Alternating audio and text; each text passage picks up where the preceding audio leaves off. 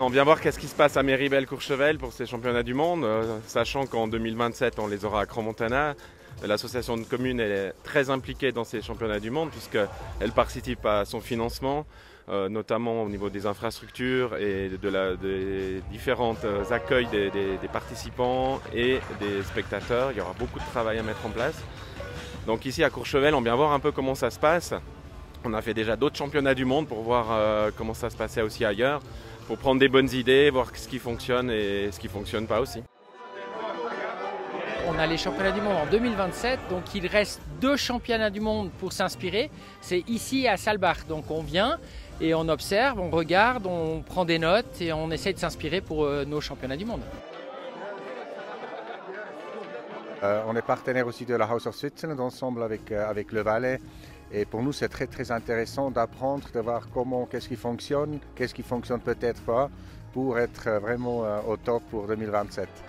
On essaye de contrôler un petit peu tout, bien sûr, la partie piste, filet, protection, remontée mécanique, et puis surtout comment sont organisées les aires d'arrivée, quelle place nous avons besoin, quelle place à disposition chez nous pourrions mettre à contribution des championnats du monde. C'est un ensemble qu'on observe. De toute façon, pour un événement comme celui-là, s'il y a bien une chose que cet événement va pouvoir produire pour la destination, c'est une forme de cohésion qu'on a déjà connue en 87 avec la réunion de toutes les communes autour d'un projet. Aujourd'hui, certaines communes ont fusionné. Donc finalement, l'organisation d'un tel événement, ça permet aussi de vraiment mettre les gens ensemble autour d'un projet. Bon, une bonne partie, c'est toute la logistique.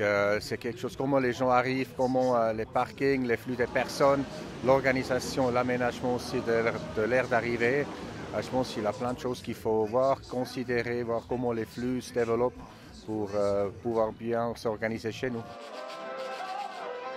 La délégation est composée de différents partenaires. On a l'Office du tourisme, on a les remontées mécaniques, on a des politiques, on a des présidents d'associations fêtières, cafetiers, restaurateurs, d'autres partenaires. Ce qui permet aussi pendant le voyage de se retrouver en dehors de la destination, de pouvoir partager d'autres informations que sur place à Crans-Montana. Puis surtout au retour, on risquera bien de débriefer un petit peu de ce qu'on a vu et puis noter les quelques idées qui pourraient être intéressantes pour nous.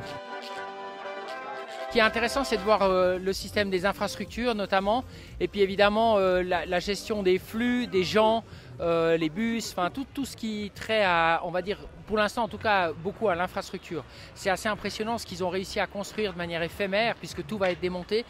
Donc en termes d'infrastructure, on voit qu'on n'est pas obligé de tout construire, mais qu'on peut véritablement travailler avec de l'éphémère.